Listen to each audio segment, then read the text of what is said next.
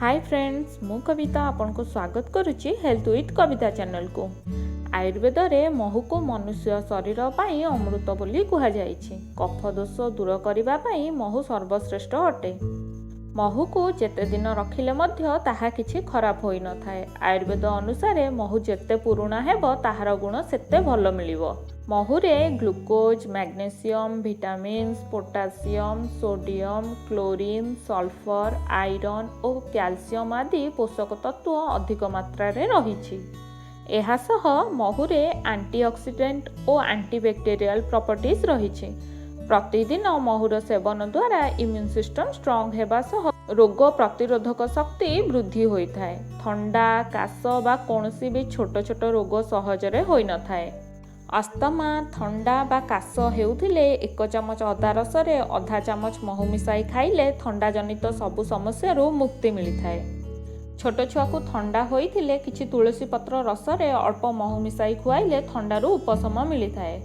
गोटे ग्लास पानी रे 1 चमच महू मिसाई सकाळु खाली पेट रे पीले पेटर चर्बी कमिवा सह मोटापण को दूर करिथाए। एहा सह पाचन तंत्र मध्य मजबूत होइथाए।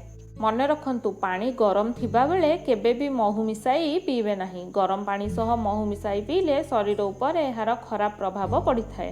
पानी को फुटाई ठंडा हेबा परे महू मिसाई पीबे। महू आम शरीरर कोलेस्ट्रॉल लेवल को कम करिथाए। प्रतिदिन महू खाइबा द्वारा हार्ट जनित समस्या होई न थाए। हार्ट अटैक हेबार संभावना कमी जाइथाए। जदि आपण कौनसी काम कला बेले शीघ्र थकी जाउछंती तेबे सकाळे और संध्यारे 1 चमच महू खाइबा द्वारा बॉडी को एनर्जी मिलिथाए। त्वचा जनित जेकोसी समस्या बा व्रण हेउथिले किछि महू और अल्प लेंबुर रस मिसाई त्वचा रे लगांतु। 20 रु 25 मिनिट परे उषुम पानी रे धोई दियंतु। महू और लेंबु रे थिबा एंटीवायरल और एंटीफंगल प्रॉपर्टी स्किन रो सबु प्रॉब्लम को दूर करिथाए। एहार प्रतिदिन व्यवहार द्वारा त्वचा नरम हेबा सह त्वचा रे चमक आसीथाए। शरीरर कौनसी स्थान रे कटि जाइथिले बा जळी जाइथिले सेही स्थान रे महू को लगाई कपड़ा रे बांधी दियंतु। पोड़ा जला कमिबा सह घा शीघ्र भलो होइजिबो। कटिथिबा जागा रे महू लगाइबा आगरु पानी रे भलो के धोई देबे।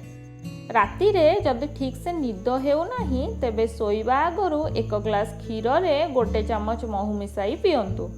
महूरे थिबा कार्बोहाइड्रेट मस्तिष्क को शांत करी भलो निद होइथाए।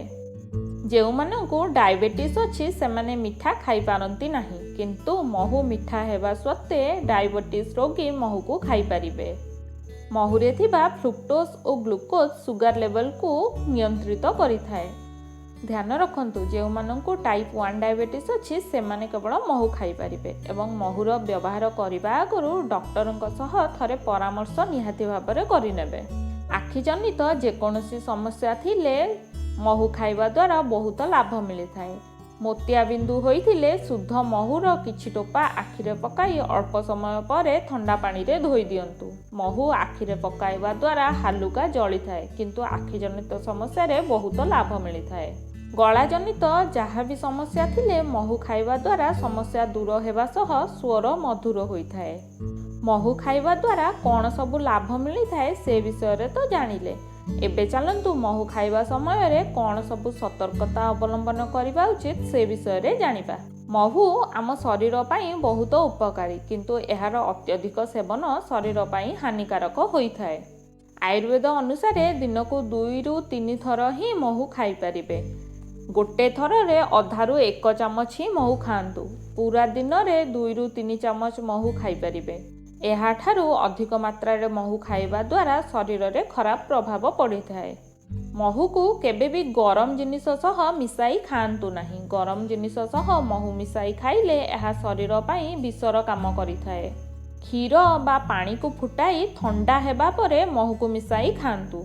महू खाइबा परे बा खाइबा पूर्वरु कौनसी गरम जिनिस खाआंतु नाही। आयुर्वेद रे गरम जिनिस सह महूर सेवन को विष बोली कहा जायछि। जेतेबेले आपण बहुत थकी जाइथिबे बा खरारू तुरंत आसी महू खाआंतु नाही। बॉडी पूरा रिलैक्स हेबा परे महू खाइबा उचित। निज शरीरर भल भाबरे जत्न नियंतु ओ सुस्थ रुहंतु। धन्यवाद।